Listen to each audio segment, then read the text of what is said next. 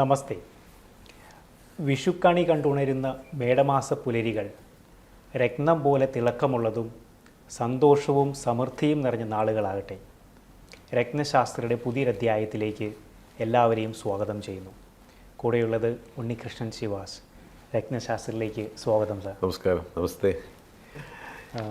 നമുക്ക് പ്രേക്ഷകർക്ക് കൊടുക്കാനുള്ള ഒരു വിഷു ആശംസകളാണ്. വിഷു എന്ന് പറഞ്ഞാൽ കേരളത്തെ സംബന്ധിച്ചിടത്തോളം ഒരു കാർഷിക ഉത്സവം കൂടെയാണ്. രാവും പകലും തുല്യമായിട്ട് വരുന്ന ദിവസമാണ് വിഷു. വിഷു ഫലം എന്ന് പറയാറുണ്ട്. കാരണം ഇനി ഒരു വർഷത്തെ ഫലം വിഷുവിനെ ആശ്രയിച്ചിരിക്കും.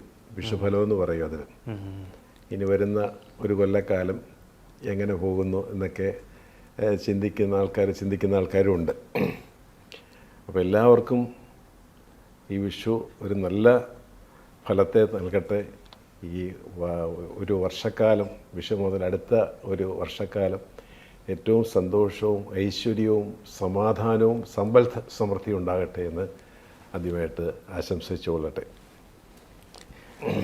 എനിക്ക് തോന്നുന്നു എല്ലാം കൊണ്ടും നല്ലൊരു ആഘോഷങ്ങളുടെ ഒരു സമയത്തിലേക്കാണ് നമ്മൾ നടക്കുന്നത്. ഗുരുവായൂർ പോലുള്ള ശ്രീകൃഷ്ണ സ്വാമി ക്ഷേത്രങ്ങളിലൊക്കെ ഇത് വളരെ ഭംഗിയായിട്ട് വളരെ വളരെ വിശേഷമായിട്ട് തന്നെ വിഷുക്കണിയും കുട്ടികൾക്കാണ് ഏറ്റവും സന്തോഷം.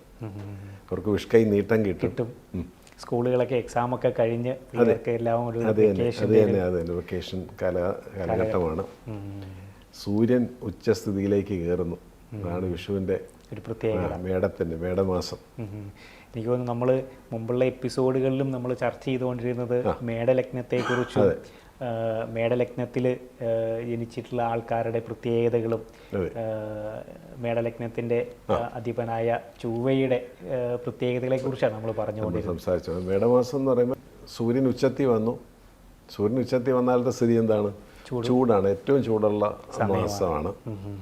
പിന്നെ മേടം 1 മുതൽ നടക്കുന്ന മിക്കവാറും ഉള്ള ദേവീക്ഷേത്രങ്ങളിലെല്ലാം തന്നെ കൊടിയേറുന്ന സമയമാണ്, ഉത്സവമാണ്. 10-ാമതയും മേടം മുതൽ മേടം 10 വരെയുള്ള സമയത്ത് ഉള്ള ജനനം തന്നെ വളരെ വിശേഷമായിട്ടാണ് കാണപ്പെടുന്നത്. ഒരു നല്ല മാസമാണ്. സൂര്യൻ എക്സോൾട്ടഡായിട്ട് ഈ മാസങ്ങളിൽ ജനിക്കുന്ന മേടമാസം ജനിക്കുന്ന കുട്ടികൾക്ക് അവർക്ക് പ്രത്യേകതയുണ്ട്. കാരണം വെച്ചാൽ സൂര്യൻ ഉച്ചത്തിലാണ്. സൽകീർത്തിയും സമ്പത്തും ഐശ്വര്യവും പ്രശസ്തിയും എക്സ്പോഷറും ഒക്കെ തരുന്ന പ്ലാനറ്റ് ഉച്ചത്തിലാണല്ലോ. അപ്പോൾ ആ മാസം ജനിക്കുന്ന കുട്ടികൾക്കും ഐശ്വര്യമാണ്, ആ ഒരു പ്രത്യേകതകൾ ലഭിക്കും. എനിക്കും നമ്മൾ ഈ മേടമാസത്തിൽ മേടലഗ്നത്തിൽ ലഗ്നാധിപനായ ആ ഒരു ചൊവ്വയുടെ ഗുണഗണങ്ങൾ അല്ലെങ്കിൽ അതിൻ്റെ പ്രത്യേകതകൾ എങ്ങനെയാണ് ഓരോ വ്യക്തികളെയും ഇൻഫ്ലുവൻസ് ചെയ്യുന്നതെന്ന് സാറ് പറഞ്ഞു. അപ്പോൾ അത് നല്ലൊരു പൊസിഷനിലാണ് നിൽക്കുന്നതെങ്കിൽ ആള് ഏതു മേഖലയിലാണെങ്കിലും ആളുടേതായിട്ടുള്ളൊരു കയ്യൊപ്പ് പതിപ്പിച്ച് 4 പേർ അറിയുന്ന ഒരു ലീഡർഷിപ്പ് ക്വാളിറ്റിയിലേക്കൊക്കെ വരുന്ന ഒരു വ്യക്തിത്വമായിട്ട് മാറാനുള്ള സാധ്യതയുണ്ടെന്ന് സാറ് പറഞ്ഞു. തീർച്ചയായിട്ടും. ഇത് നമ്മൾ ഈ മേടലഗ്നക്കാർക്ക് അല്ലെങ്കിൽ എപ്പോഴാണ് ഈ ഒരു ചൊവ്വ, ഈ ലഗ്നാധിപൻ എപ്പോഴാണ് ഒരു അപകടകാരിയായിട്ട് മാറുന്നത്, അല്ലെങ്കിൽ നമ്മൾ ശ്രദ്ധിക്കേണ്ടത് എപ്പോഴാണ്? ചൊവ്വയുടെ ദശാകാലങ്ങളിൽ ചൊവ്വ നല്ല പൊസിഷനിൽ, എക്സോൾട്ടഡ് ആയിട്ടുള്ള പൊസിഷനിൽ സ്വക്ഷേത്രം മേടത്തിൽ തന്നെ ചൊവ്വ നിൽക്കുന്നു. ലഗ്നാധിപൻ ലഗ്നത്തിൽ തന്നെ നിൽക്കുന്നത് വളരെ സവിശേഷതയാണ്. അത് ആ ശരീരത്തിനുമുള്ള ഭംഗി, അതുപോലെ ആൾക്ക് ഊർജ്ജസ്വലത, എല്ലാ രംഗത്ത് എത്ര വയസ്സാണല്ലോ ആൾ ആക്റ്റീവായിരിക്കും. മനസ്സിലായല്ലേ? ഇപ്പോൾ കർമ്മരംഗത്ത് എക്സോൾട്ടഡ് ആയിട്ട് നിന്നാൽ ചൊവ്വ വളരെ നല്ല ഗുണം ചെയ്യും. 10th ഹൗസിൽ 10th ഹൗസ് മേടത്തിൻ്റെ 10th ഹൗസ് മകരം, അത് ചൊവ്വയുടെ ഉച്ചരാശിയും കൂടെ ആയതുകൊണ്ട് തൊഴിൽ മേഖല തന്നെ വളരെ പവർഫുള്ളായിരിക്കും. അതുപോലെ ലാൻഡ് പ്രോപ്പർട്ടിയുടെ ആളാണ് ചൊവ്വ. ഭൂമി കാരകത്വമാണ് ചൊവ്വ. അപ്പോൾ ഭൂമി, അങ്ങനെയുള്ളവർക്ക് ഭൂമി ഉണ്ടാകും. ലാൻഡും പ്രോപ്പർട്ടി, ആൻസെസ്ട്രൽ പ്രോപ്പർട്ടിയോ അല്ലെങ്കിൽ സ്വന്തം അധ്വാനം കൊണ്ടും പ്രോപ്പർട്ടികൾ വന്നു ചേരും. ചൊവ്വയും ചന്ദ്രനും ഒക്കെ ഒരു മൈനസ് പോയിന്റിൽ, നെഗറ്റീവ് പോർഷനിൽ നിന്നാൽ വളരെ പാടായിരിക്കും ഒരാൾക്കൊരു വീടും സ്ഥലവും എത്ര പണമുണ്ടെന്ന് പറഞ്ഞാലും അതിലേക്ക് എത്തത്തില്ല.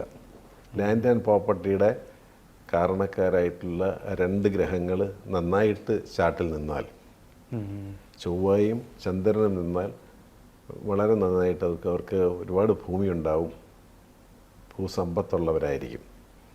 ഇതെപ്പോഴാണ് റോങ് എഫക്റ്റ് വരുന്നത് വെച്ചാൽ, ഇപ്പോൾ ചൊവ്വ പോയി 8th ഹൗസിൽ നിൽക്കുന്നു. അപ്പം മേടലഗ്നത്തിൻ്റെ 8th ഹൗസ് എന്ന് പറഞ്ഞാൽ വൃശ്ചികം, അതും ചൊവ്വയുടെ തന്നെ രാശിയാണ്. അപ്പം 8ാം ഭാവാധിപൻ 8ൽ നിന്നാൽ ദീർഘായുസാണ് പറയുന്നത്. അപ്പോൾ ഈ ചൊവ്വ അവിടെ തന്നെ നിൽക്കുന്നാൽ ദീർഘായുസ് വരുന്നുണ്ട്. അതേസമയം ചൊവ്വ 6th ഹൗസിലൊക്കെ വന്ന് നിന്നാൽ നമുക്ക് ഈ പറഞ്ഞതുപോലെ രോഗാവസ്ഥകൾ, ബ്ലഡ് റിലേറ്റഡ് ആയിട്ടുള്ള അസുഖങ്ങൾ, ചൊവ്വ നമ്മുടെ അബ്ഡമൻ, ലോവർ അബ്ഡമൻ പോർഷൻ, വൃശ്ചികം രാശി എന്ന് പറഞ്ഞാൽ അബ്ഡമൻ ആണ്, ലോവർ അബ്ഡമൻ പോർഷനിൽ ഒക്കെ ഇതുപോലെ തന്നെ ബ്ലീഡിങ്, വയറിന് എപ്പോഴും അസ്വസ്ഥതയായിരിക്കും, ഗ്യാസ്ട്രിക് ട്രബിൾസ്, പിന്നെ അതുപോലെ തന്നെ പൈൽസ്, ഫിഷർ, ഇതുപോലുള്ള അസുഖങ്ങളൊക്കെ പെട്ടെന്ന് കയറി വരും. അത് 6th ഹൗസിൽ എൻ്റെ പീരീഡ് കൂടെ നടക്കുമ്പോൾ അത് കൂടുതലായിരിക്കും. അപ്പോൾ ചൊവ്വ നിൽക്കുന്നത് മേടലഗ്നത്ത് ആയതുകൊണ്ട് ചൊവ്വ നല്ലതാണെന്ന് വിചാരിക്കുന്നത്. ചൊവ്വയുടെ പൊസിഷൻ വളരെ ഇമ്പോർട്ടൻ്റ് ആണ്. ചൊവ്വയെ മറ്റ് ശുഭഗ്രഹങ്ങൾ വീക്ഷിച്ചാൽ ചൊവ്വയ്ക്ക് വളരെയധികം ഗുണമുണ്ടാവും. അപ്പം ലഗ്നം മാത്രം കൺസിഡർ ചെയ്യരുത്, ലഗ്നാധിപൻ എവിടെ നിൽക്കുന്നു, ലഗ്നാധിപൻ്റെ കൂടെ ഏതെങ്കിലും മറ്റു തരത്തിലുള്ള പാപഗ്രഹങ്ങളുണ്ടോ, റോങ് പ്ലാനറ്റ്സ് ഉണ്ടോ, ലഗ്നാധിപൻ നല്ല പൊസിഷനിലാണ് നിൽക്കുന്നത്, മറ്റ് ഗ്രഹങ്ങളൊക്കെ ഏതെല്ലാം പൊസിഷനിൽ പോയി നിൽക്കുന്നു, ഇതെല്ലാം നമ്മൾ മനസ്സിലാക്കേണ്ടിയിരിക്കുന്നു. ഒരു രക്തം നിർണ്ണയിക്കേണ്ടതാണെങ്കിലും അല്ലാതെയും നമ്മൾ കാര്യങ്ങൾ മനസ്സിലാക്കാൻ വേണ്ടിയിട്ട് ഇത്രയും കാര്യങ്ങൾ ചിന്തിക്കണം. അതിനുശേഷമേ നമ്മളൊരു രത്നധാരണത്തിലേക്കൊക്കെ എടുത്തതെങ്കിൽ വളരെയധികം ഇതിൻ്റെ ഡിവിഷണൽ ചാർട്ടായ D9 ചാർട്ടൊക്കെ നമ്മൾ ചെക്ക് ചെയ്യണം. അതിനകത്തൊക്കെ ചൊവ്വയുടെ പൊസിഷൻ എന്താണെന്ന് നമ്മൾ ശ്രദ്ധിക്കണം. എനിക്ക് തോന്നുന്നു ആ ഒരു വിവരങ്ങൾ, അതായത് ഈ ചൊവ്വ മറ്റ് ഗ്രഹങ്ങളുടെ കൂടെ നിൽക്കുമ്പോഴുള്ള ആ ഒരു അവസ്ഥകൾ നമ്മൾ ഒരു ബ്രേക്കിന് ശേഷം നമുക്ക് പ്രേക്ഷകരോട് പങ്കുവയ്ക്കാം.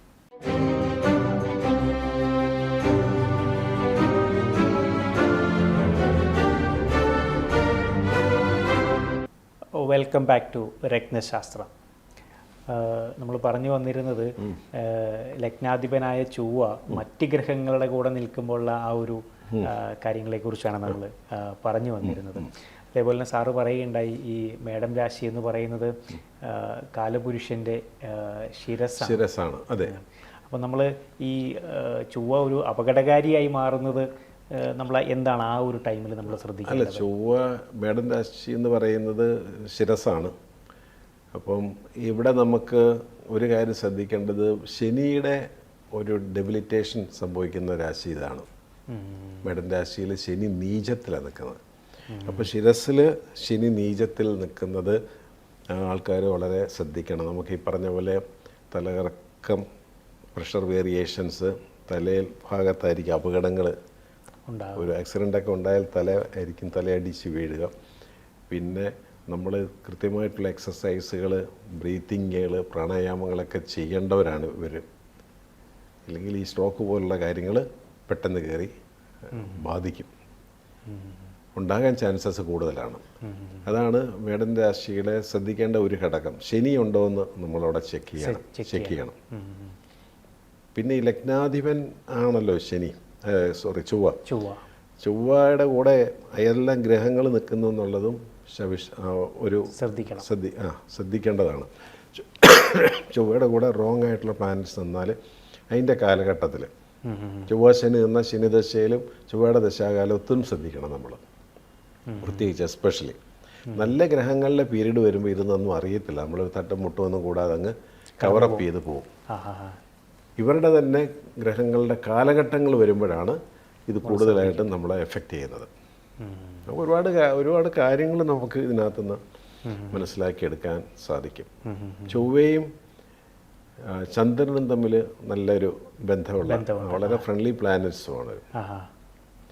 അപ്പം മേടലഗ്നത്തിൻ്റെ 4th ഹൗസ് എന്ന് പറയുന്നത് ചന്ദ്രനാണ്. ഈ ചന്ദ്രൻ എന്ന് പറയുന്നത് അമ്മയാണ്, മാതാവാണ്, വീടാണ്, ഒരുപാട് കാര്യങ്ങളുണ്ട്. ഒരുപാട് നമ്മുടെ നൊസ്റ്റാൾജിക് ഫീലിങ്സ് ഒക്കെ തരുന്നത് ചന്ദ്രനാണ്. ഈ ചന്ദ്രൻ ഈ മേടലഗ്നത്തിൻ്റെ 7th ഹൗസിൽ ഈ ലഗ്നാധിപൻ ചൊവ്വയുടെ കൂടെയാണ് നിൽക്കുന്നതെങ്കിൽ ശ്രദ്ധിച്ച് മനസ്സിലാക്കണേ. മേടലഗ്നം, ലഗ്നത്തിൻ്റെ അധിപൻ ചൊവ്വ പോയി 7th ഹൗസ് തുലാം രാശിയിൽ നിൽക്കുന്നു. 4th ഹൗസിൻ്റെ അധിപൻ ചന്ദ്രൻ വന്ന് ഈ 7th ഹൗസിൽ വന്ന് നിന്നാൽ ഈ വ്യക്തി, ഇയാൾ അല്ലെങ്കിൽ ഈ കുട്ടി മാതാവിനൊപ്പമായിരിക്കും നിൽക്കുന്നത് കൂടുതലും, അമ്മയുടെ കൂടെ ആയിരിക്കും. ലഗ്നാധിപൻ ആര്? എൻ്റെ ലഗ്നാധിപൻ ചൊവ്വയാണ്. അതിൻ്റെ മാതൃസ്ഥാനം പോയി നിൽക്കുന്നത് ലഗ്നാധിപൻ്റെ കൂടെയാണ് നിൽക്കുന്നത്. അപ്പോൾ ഏഴിൽ നിൽക്കുന്ന ചൊവ്വയും ചന്ദ്രനും തമ്മിൽ കൺജക്ഷൻ വന്നാൽ ഒരേറിയ പങ്കും അല്ലെങ്കിൽ കുട്ടിക്കാലം അമ്മയുടെ കൂടെ തന്നെയായിരിക്കും ആൾ നിൽക്കുന്നത്. അങ്ങനെ നമുക്ക് പല കാര്യങ്ങളും മറിച്ചും ചിന്തിക്കാം. ഈ ലഗ്നത്തിലാണ് ഈ ചന്ദ്രൻ നിൽക്കുന്നതെങ്കിൽ, മറ്റേത് 7th ഹൗസിലാണ് നിൽക്കുന്നത്. ഈ ലഗ്നത്തിൽ ചൊവ്വയോടൊപ്പമാണ് ചന്ദ്രൻ നിൽക്കുന്നതെങ്കിൽ നമ്മളൊപ്പമായിരിക്കും അമ്മ നിൽക്കുന്നത്, അമ്മ വസിക്കുന്നത് ഒരു കാലം കഴിയുമ്പോഴേ. അപ്പോൾ അമ്മ നമ്മുടെ കൂടെ ആയിരിക്കും നിൽക്കുന്നത്, ഈ ലഗ്നാധിപൻ്റെ കൂടെ ആയിരിക്കും അമ്മ നിൽക്കുന്നത്. മറിച്ചാണ് 7th ഹൗസിലാണ് പോയി നിൽക്കുന്നതെങ്കിൽ അമ്മയുടെ കൂടെ ആയിരിക്കും നമ്മൾ നിൽക്കുന്നത്. ഇങ്ങനെ ഉള്ള പല കാര്യങ്ങളും നമുക്ക് ചിന്തിക്കാം. ഇതുപോലെ സാറ്റർ കുറച്ച് മജോറിറ്റി പീരീഡിലാണ് പറയുന്നത് കേട്ടോ. മേജർ കാലഘട്ടം, എല്ലാ കാലവും എന്നല്ല, മേജർ കാലഘട്ടങ്ങളിൽ ആയിരിക്കും ഇത് സംഭവിക്കുന്നത്. ഇപ്പോൾ വെളിയിലൊക്കെയുള്ള വിദേശത്തൊക്കെയുള്ള ആൾക്കാർ വളരെ കാലങ്ങൾക്ക് ശേഷം ഇപ്പോൾ ഈ ചൊവ്വയുടെ ഒരു പീരീഡ് അല്ലെങ്കിൽ ചന്ദ്രൻ്റെ പീരീഡ് തുടങ്ങി മേടലഗ്നത്തിൽ ചൊവ്വയുടെ കൂടെ തന്നെ ചന്ദ്രൻ നിൽക്കുന്ന ആ കാലഘട്ടത്തിലേക്ക് അമ്മയെന്ന കുറച്ച് കാലം ഒന്നും കൊണ്ടുവന്നിവിടെ കൂടെ നിർത്തുന്നത് താമസിപ്പിക്കാം എന്ന് നമ്മൾ ചിന്തിക്കുന്നു വരുന്നത്. നമ്മൾ ശ്രദ്ധിച്ച് നമ്മൾ ഈ ഒരു സബ്ജക്റ്റ് കൈകാര്യം ചെയ്യുന്നതുകൊണ്ട് നമ്മളത് നോക്കുന്നു, അല്ലാതെ ഇത് എപ്പോഴും നോക്കേണ്ട കാര്യമൊന്നുമല്ല. എന്നാലും നമുക്ക് മനസ്സിലാക്കിയെടുക്കാൻ പറ്റും. അപ്പം ഗ്രഹങ്ങളുടെ ഇൻഫ്ലുവൻസ് എല്ലാ തുറകളിലും ഉണ്ട് എന്നുള്ളതാണ് അതിൻ്റെ സത്യം. എല്ലാ തുറകളിലും ഉണ്ട്. ഇപ്പം സാറ് പറഞ്ഞ പ്രകാരമാണെങ്കിൽ ഒരാളുടെ ചാർട്ട് നമ്മൾ അനലൈസ് ചെയ്യുമ്പം അതിൽ പല കാര്യങ്ങളും നമ്മൾ കണ്ടുപിടിക്കാറുണ്ട്. എന്നിരുന്നാൽ പോലും ഈ ലഗ്നത്തിൻ്റെ അല്ലെങ്കിൽ ലഗ്നാധിപൻ്റെ ഒരു റോളെന്ന് പറയുന്നത് അത് വളരെ പ്രാധാന്യമുള്ളത് തന്നെയാണ്. വളരെ പ്രാധാന്യം, എല്ലാ പൊസിഷൻസും പ്രാധാന്യമാണ്. എന്നാലും ലഗ്നാധിപൻ ഒരാളുടെ ചാർട്ട് ഫസ്റ്റിലേ വന്നാൽ നമ്മൾ ലഗ്നം എവിടെയാണ് നിൽക്കുന്നത്, ലഗ്നാധിപൻ്റെ സവിശേഷം. ലഗ്നാധിപൻ പോയി 6th ഹൗസിൽ നിന്നാൽ എപ്പോഴും എന്തെങ്കിലും അസുഖം കാണും.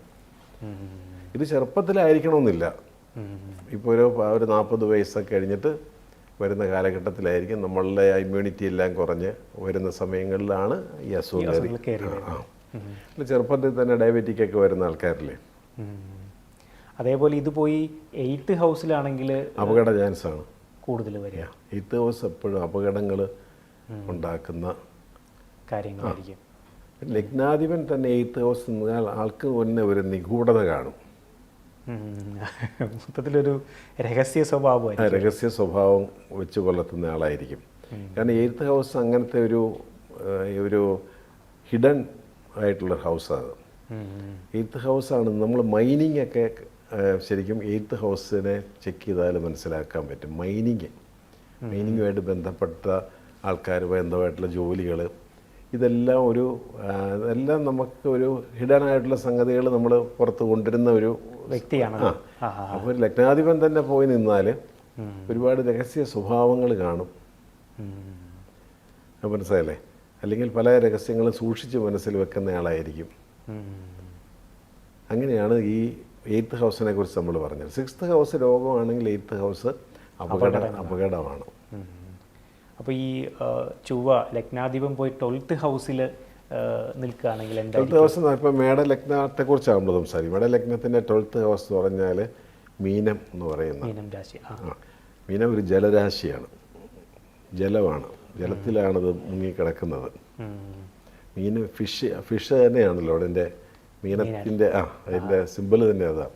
അപ്പം വിദേശത്തായിരിക്കും ആൾ, വിദേശയോഗം അല്ലെങ്കിൽ വിദേശത്തായിരിക്കും, അല്ലെങ്കിൽ ജലവുമായിട്ട് ബന്ധപ്പെട്ട വർക്കുകൾ ചെയ്യുന്ന ആളായിരിക്കാം. മനസ്സിലായില്ലേ?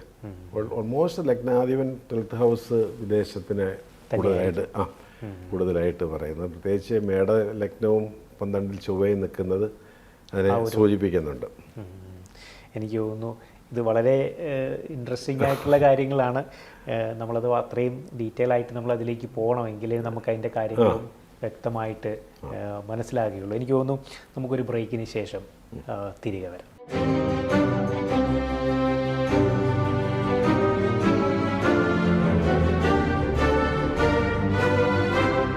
Welcome back to Ratnashastram. നമ്മൾ കഴിഞ്ഞ 1-2 എപ്പിസോഡുകളിൽ ചർച്ച ചെയ്തു വന്ന കാര്യം മേടലഗ്നവും മേടലഗ്നത്തിൻ്റെ അധിപനായ ചൊവ്വയുടെ ഒരു പൊസിഷനും കാര്യങ്ങളാണ് നമ്മൾ സംസാരിച്ചു വന്നത്. എനിക്ക് തോന്നുന്നു ക്ലാസ് എടുക്കുന്ന പോലെ പോകുന്നുണ്ട്. നമ്മൾ ഓരോ ലഗ്നം, അത് ആ 12 സോഡിയാക് സൈനുകളിലേക്ക് വന്നു കഴിഞ്ഞാൽ എന്താണ് അതിൻ്റെ ഒരു എഫക്റ്റുകൾ അല്ലെങ്കിൽ എന്താണ് അനുഭവങ്ങൾ എന്നുള്ളതാണ് നമ്മൾ ചർച്ച ചെയ്ത് വന്നിരുന്നത്. അപ്പം സാറ് പറഞ്ഞു ചൊവ്വ സൂര്യൻ്റെ കൂടെ വന്നാൽ ഉണ്ടാകുന്ന ആ ഒരു പോസിറ്റീവായിട്ടുള്ള കാര്യങ്ങൾ, അല്ലെങ്കിൽ അതിന് വരാം സൂര്യൻ കുറച്ച് വീക്കായാണെങ്കിൽ എന്താണ് സംഭവിക്കുന്ന കാര്യങ്ങൾ പറഞ്ഞു. ഇപ്പം ചന്ദ്രൻ്റെ കൂടെ നിന്നാൽ എന്തായിരിക്കും ഉണ്ടാകുക എന്നുള്ളത് പറഞ്ഞു. ചന്ദ്രൻ്റെ കൂടെ നിന്നാൽ ആ മാതാവുമായിട്ടുള്ള ബന്ധത്തിലേക്ക്, സൂര്യനായിട്ടാണ് ബന്ധമെങ്കിൽ ലഗ്നത്തിൻ്റെ ബന്ധമെങ്കിൽ അച്ഛനുമായിട്ടായിരിക്കും കൂടുതൽ സമയങ്ങളും സ്പെൻഡ് ചെയ്യുന്ന ആൾ. അല്ലെങ്കിൽ അച്ഛൻ്റെ ഒരു സപ്പോർട്ട് എപ്പോഴും കാണും. ലഗ്നത്തിന് സപ്പോർട്ട് കാണും അച്ഛൻ്റെ. അപ്പം അങ്ങനെ ഈ അത്രയും ഡെപ്തിൽ നമ്മുടെ ആചാര്യന്മാർ ഈ ശാസ്ത്രം കൊണ്ടുവന്നിരിക്കുന്നു. ഇപ്പം ഈ മേടലഗ്നക്കാർക്ക് സാറ് പറഞ്ഞു മേടലഗ്നക്കാരുടെ അധിപൻ ചൊവ്വയാണ്. ഇവർക്കെല്ലാം ഈ ചൊവ്വയുടെ ദശാകാലങ്ങൾ നല്ലതായിരിക്കുമോ? ഇല്ല, ആയിരിക്കണമെന്നില്ല. ഇപ്പോൾ 6th ഹൗസിലുള്ള ചൊവ്വയാണെങ്കിൽ ലഗ്നാധിപൻ പോയി 6th ഹൗസിലാണ് നിൽക്കുന്നത്. അതിൻ്റെ കൂടെ വേറെ റോങ് കൺജക്ഷൻസ് വല്ലതും ബന്ധം, ശനിയോ രാഹുവോ അങ്ങനെയുള്ള പ്ലാനറ്റിൻ്റെ കൺജക്ഷൻ കൂടെ വന്നു കഴിഞ്ഞാൽ ഒരുപാട് ദോഷമായിരിക്കും ആ കാലഘട്ടം, ആ ദശാകാലം ഒരുപാട് ഇപ്പം ശുക്രനും ചൊവ്വയും കൂടെ 6th ഹൗസിൽ നിന്നെന്ന് വിചാരിക്കുക. അപ്പോൾ നമുക്ക് സംഭവിക്കാൻ പോകുന്നതെന്ന് വെച്ചാൽ ഈ ശുക്രൻ നമുക്ക് ഫാമിലി റിലേഷൻസും കാര്യങ്ങളുമൊക്കെയാണ്. അപ്പം ചൊവ്വയും ശുക്രനും കൂടെ 6th ഹൗസ് റോങ് ഹൗസാണ്. അതിൽ നിന്ന് കഴിഞ്ഞാൽ ഈ പറഞ്ഞ പോലുള്ള ഫാമിലി ഡിസ്പ്യൂട്ട്സുകൾ, പ്രശ്നങ്ങളിലേക്ക് കയറി വരാം ആ ഒരു കാലഘട്ടത്തിൽ. 6th ഹൗസിൽ ചൊവ്വയുടെ കൂടെ ചന്ദ്രൻ നിൽക്കുക വിചാരിക്കുകയാണ്. ലാൻഡ് പ്രോപ്പർട്ടി സംബന്ധിച്ചിട്ട് ഒക്കെ ചില വിഷയങ്ങൾ കയറി വരാം. അല്ലെ മാതൃന് ഗുണമില്ലാത്തൊരു പീരീഡിലേക്ക് വരാം. അപ്പം ഇതാണ് ഓരോ ഗ്രഹങ്ങളും നമുക്ക് മേടലഗ്നത്തെക്കുറിച്ച് തന്നെ നമുക്ക് ഒരുപാട് എപ്പിസോഡുകൾ നമുക്ക് വേണം സംസാരിക്കാൻ പറ്റും. മനസ്സിലായില്ലേ? അപ്പം നമ്മൾ ചുരുങ്ങിയ വാക്കിൽ പോയിന്റ് മാത്രമേ ഇപ്പം സംസാരിക്കുന്നുള്ളൂ. അതിനൊരു മറുവശങ്ങളും ഉണ്ട്. അപ്പോൾ ഇത് പറഞ്ഞപ്പോഴാണ് എനിക്ക് തോന്നണേ, നമ്മൾ ഒരാൾക്ക് മേടം രാശിയാണ് അല്ലെങ്കിൽ ചൊവ്വയുടെ ദശാകാലമാണെന്ന് പറഞ്ഞിട്ട് പോയി ചൊവ്വയുടെ രത്നം വാങ്ങിയിട്ടാലുണ്ടാകുന്ന ഒരു അപകടമാണ് ഇവിടെ ഒളിഞ്ഞിരിക്കുന്നത്. അത് തന്നെ അപകടം സ്ഥിതിയുണ്ട്. അപ്പോൾ എപ്പോഴും നമുക്ക് നെഗറ്റീവ് പോയിൻറ്റ്സ്, നെഗറ്റീവായിട്ടുള്ള പ്ലാനറ്ററി പൊസിഷൻസിൻ്റെ കല്ലുകൾ ഒരിക്കലും നമ്മൾ ഒരു കാലഘട്ടത്തിൽ ഉപയോഗിക്കാതിരിക്കുക നല്ലത്. അതുപോലെ 7th ഹൗസ് എന്ന് പറയുന്ന ഹൗസ്, ആ ഹൗസിൽ ഏത് ഗ്രഹം നിൽക്കുന്നോ അതിൻ്റെ ദശാകാലങ്ങളൊക്കെ അപകടകാരികളാണ്. അതിൻ്റെയൊക്കെ 7th ഹൗസിലൊക്കെ നിൽക്കുന്നതിൻ്റെയൊക്കെ കല്ലുകൾ കൊടുക്കണേ വളരെ ശ്രദ്ധിച്ചു വേണം കൊടുക്കാനായിട്ട്. അപ്പോൾ നമുക്ക് ഡിഫറെൻറ്റ് പാരാമീറ്റേഴ്സ് കണക്കിലെടുത്ത് വേണം രത്നനിർണയത്തിലേക്ക് പോകാനായിട്ട്. ഒരാളുടെ ചാർട്ടിലെ ഡിഫറെൻറ്റ് പാരാമീറ്റേഴ്സ് നമ്മൾ കൺസിഡർ ചെയ്യണം. അല്ലാതെ നമ്മൾ ചാടിക്കേറിയിട്ട് ലഗ്നം ഇതാണെന്ന് പറഞ്ഞിട്ട് അങ്ങനെയൊന്നും കൊടുത്ത് സ്റ്റോൺസ് കൊടുക്കാൻ പോകുന്നത് അത് ലൈഫ് ടൈം ഒരാൾക്ക് യൂസ് ചെയ്യേണ്ടതാണ് ഈ കല്ല്. ഒരു 3 to 6 months കഴിയുമ്പോൾ മുതൽ കുറേശ്ശെ ആ കല്ല് നമ്മുടെ ബോഡിയിൽ നിന്ന് പ്രവർത്തിച്ചു തുടങ്ങും. അതിട്ടിരിക്കുന്നതിൻ്റെ വലിപ്പം, ക്വാളിറ്റി എല്ലാം ഇതിനെ സ്വാധീനിക്കും. ഇപ്പോൾ കോറൽസൊക്കെ തന്നെ ഒരുപാട് പൗഡർ മിക്സ്ഡ് കോറൽസ് മാർക്കറ്റിൽ കിട്ടും. അത് മേടിച്ച് ധരിച്ചിട്ട് കാര്യമൊന്നുമില്ല. നല്ല കല്ലുകൾ തന്നെ വേണം ധരിക്കാനായിട്ട്.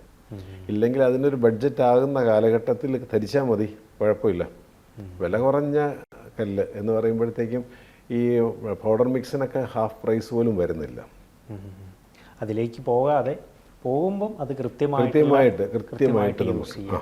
അതായത് അതിൻ്റെ ആ അളവിലും തൂക്കത്തിലും കൃത്യമായിട്ട് നല്ല രത്നങ്ങൾ യൂസ് ചെയ്യുക. അങ്ങനെയാണെങ്കിൽ നമുക്കൊരു ലോങ് റണ്ണിൽ അത് ഗുണം ചെയ്യും.